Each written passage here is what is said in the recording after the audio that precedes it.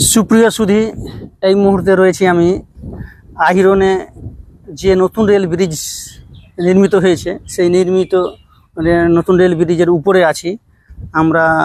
আজকে এই ব্রিজ ঘুরছি এবং আপনাদের দেখানোর চেষ্টা করছি। আপনারা যারা সোশ্যাল মিডিয়ায় নজর রাখেন তা দেখানো করছি। আমি বর্তমানে ঠিক ব্রিজের মাঝামাঝি পজিশনে রয়েছি এবং দেখানোর চেষ্টা করছি যাতে আপনারা একটা ভালো ভিউ পান।